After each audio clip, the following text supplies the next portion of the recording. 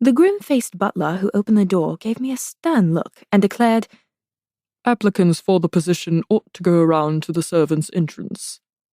Startled, I blinked as I struggled to comprehend what he had just said to me. Position? Servants' entrance? "I beg your pardon," I managed to ask, as I held out my card. I had written Faircroft's address on the back.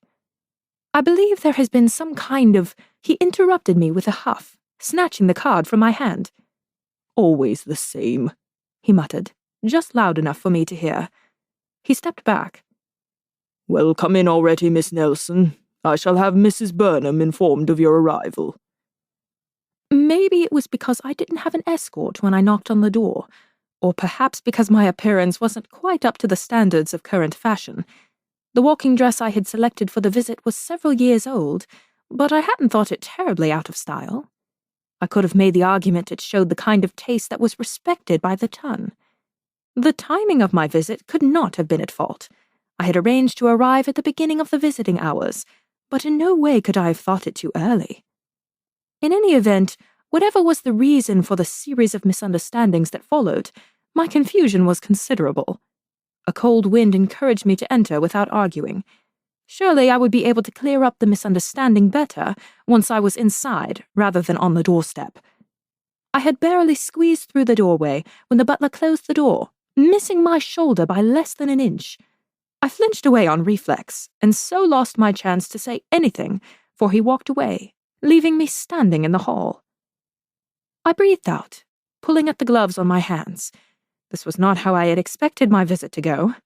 The worst scenario I had imagined was I would be thrown from the house, and only after I had a chance to explain the reason behind my visit.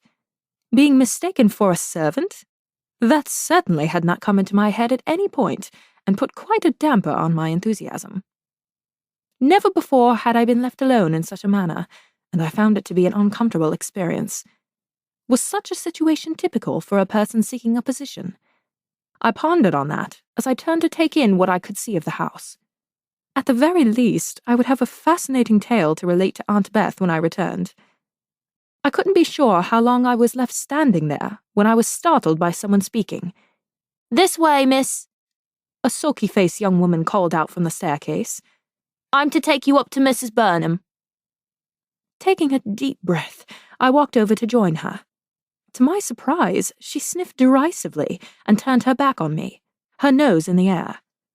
As she climbed the stairs ahead of me, I had serious doubts as to the sanity of the servants in the Burnham household. Such behavior would have resulted in dismissal in any other house, so why was it allowed here? Holding my tongue on the matter, though, I trailed along behind the rude maid until she reached a closed door on the second level of the house. She flung it open and loudly announced, "Miss Nelson, Mrs. Burnham." I opened my mouth to correct her on my name, but she just continued on her way down the hallway. Left standing at the open door, I glanced from her retreating back to the room before me. "Well, come in," a woman called. "You're late enough as it is. I don't have all day to spend on this." It was at this point I felt sorry for any poor woman in search of a position in the house. I stepped into the room, determined to set the matter straight. The mistress of the house sat at the desk in the middle of the library. "Good afternoon, Mrs. Burnham," I said, curtsying. "Come here, girl," she said, lifting her gaze. "I have calls I intend on making this afternoon. I don't have time for any further dilly-dallying." "Mrs. Burnham, there has been some mistake," I said, hurrying forward. Though she had met me when I was a young girl, it was clear she didn't recognize me.